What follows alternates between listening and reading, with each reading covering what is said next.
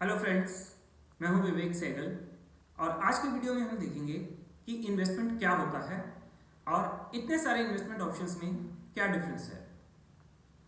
मैं अक्सर काफ़ी लोगों से मिलता हूं जिनकी ये शिकायत रहती है कि हम हर महीने कुछ ना कुछ सेव तो करते हैं, लेकिन इतने सालों की सेविंग के बाद भी कोई अच्छी रकम नहीं जमा कर पाए हैं। तो देखते हैं इन्वेस्टमेंट की क्या ऑप्शंस हैं और ये सेविंग से किस तरह से डिफरेंट है। ओके, सबसे पहले समझते हैं कि इन्वेस्टमेंट क्या होता है। Let us take an example. Let us assume आपकी monthly salary is 50,000 rupees, out of which आपका मंथली एक्सपेंस इज 40,000 रुपीज़।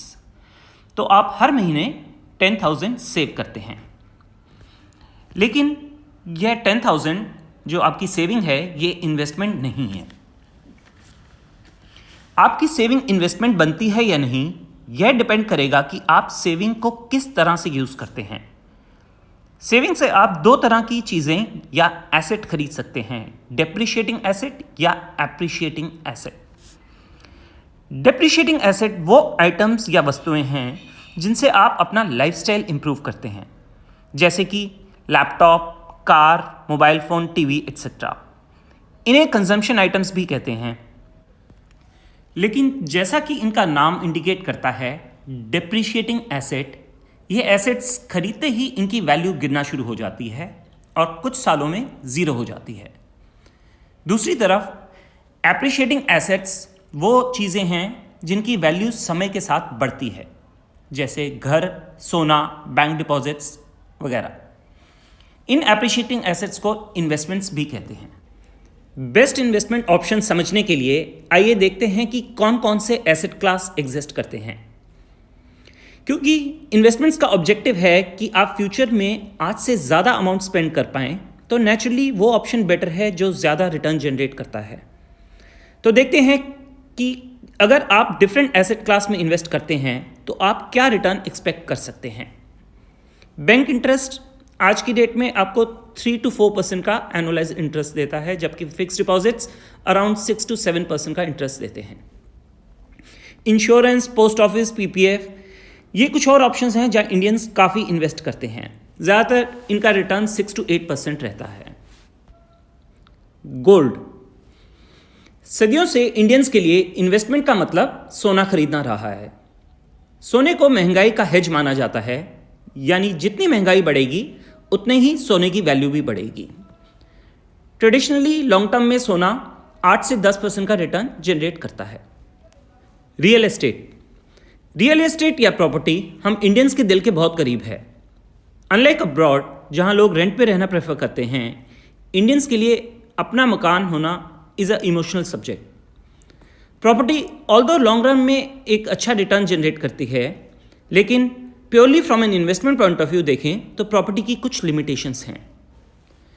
आपको प्रॉपर्टी खरीदने के लिए काफ़ी बड़ी इनिशियल इन्वेस्टमेंट की ज़रूरत पड़ती है, और कल को अगर आपको कुछ पैसे की ज़रूरत है तो आप प्रॉपर्टी का कुछ पार्ट नहीं बेच सकते, आपको पूरी प्रॉपर्टी बेचनी पड़ेगी। जब आप लॉन्ग टर्म में देखें, यानी कि एटलीस्ट 7 से 10 साल, तो ये एसेट क्लास आपको सबसे अच्छा रिटर्न देता है। लेकिन शेयर्स में आप वो पैसा नहीं डाल सकते जो आपको अगले 1 से 3 साल में चाहिए, क्योंकि शॉर्ट टर्म में शेयर्स की वैल्यू में काफ़ी उतार चढ़ाव रहता है, जिसकी वजह से आपको काफ़ी नुकसान भी हो सकता है। तो किस एसेट क्लास में इन्वेस्ट करें, ये डिसीजन आप सिर्फ इन्वेस्टमेंट के रिटर्न के बेसिस पे नहीं ले सकते। हालांकि रिटर्न बहुत इंपॉर्टेंट है किसी भी इन्वेस्टमेंट के लिए, लेकिन फिर भी एक और फैक्टर है जो डिसाइड करता है कि ये एसेट क्लास आपके लिए सूटेबल है या नहीं। इसे हम वॉलेटिलिटी कहते हैं। वॉलेटिलिटी का मतलब है कि हम जिस रिटर्न को एक्सपेक्ट कर रहे हैं, एक्चुअल रिटर्न उससे कितना दूर हो सकता है। प्लीज़ नोट करें कि यहाँ पे जो आप एक्सपेक्टेड रिटर्न देख रहे हैं वो based on a past experience है। एक्चुअल रिटर्न एक्सपेक्टेड रिटर्न से काफ़ी डिफरेंट हो सकता है depending on volatility. Bank deposits, FDs, इनकी वॉलेटिलिटी ऑलमोस्ट नील है, मतलब जो रिटर्न आपको बताया गया है एग्जैक्टली वही आएगा। लेकिन जैसे जैसे आप रियल एस्टेट और शेयर्स तक जाते हैं, वॉलेटिलिटी काफ़ी बढ़ जाती है। मतलब आपका एक्चुअल रिटर्न काफ़ी डिफरेंट हो सकता है from what you are expecting. इसलिए आपकी पूरी financial planning can go for a toss अगर आपका एक्चुअल रिटर्न डिफरेंट होता है from what your expectations was.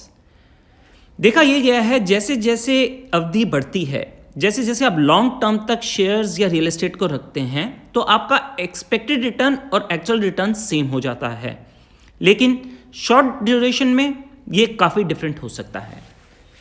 तभी रियल एस्टेट शेयर्स इनके लिए एडवाइस किया जाता है कि इनको लॉन्ग टर्म तक रखा जाए to reduce the volatility.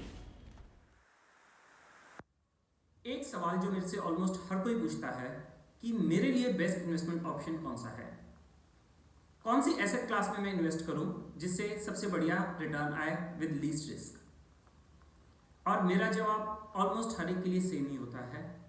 Her asset class बढ़िया है, ज़रूरी है, लेकिन बेस्ट कौन सा है ये डिपेंड करता है आपके अपने ऊपर। आप कितना रिस्क उठा सकते हैं और आपका क्या टाइम ड्यूरेशन है इन्वेस्टमेंट को जो आप देना चाहते हैं। हमने अभी देखा शेयर मार्केट बेस्ट रिटर्न देती है over a long period of time, लेकिन अगर आपका प्रोफाइल रिस्की नहीं है, अगर आप शेयर मार्केट के उतार चढ़ाव से घबराते हैं और एक अश्योर्ड फिक्स रिटर्न चाहते हैं, तो शायद आपके लिए बैंक एफडी या पीएफ वगैरह बेटर प्रोडक्ट्स हैं। मैं पर्सनली अपना पैसा ज़्यादातर शेयर्स और म्यूचुअल फंड में रखता हूँ, लेकिन अगर मेरी कोई ऐसी रिक्वायरमेंट है जहाँ पे मुझे लगता है कि मुझे ये फंड्स 1 या 2 साल बाद चाहिए, तो ऐसा पैसा मैं फिक्स डिपॉजिट्स में ही डालना पसंद करूँगा rather than share market. Best investment वही है जो आपके रिस्क प्रोफाइल और टाइम ड्यूरेशन को मैच करे। ब्लाइंडली किसी और की इन्वेस्टमेंट्स को देख के उसको रेप्लिकेट करने की कोशिश मत करिए, क्योंकि हर एक का रिस्क प्रोफाइल और फंड्स की requirement for a time duration different है। Do let me know in the comment section if you have any queries. Have a great day. Thank you.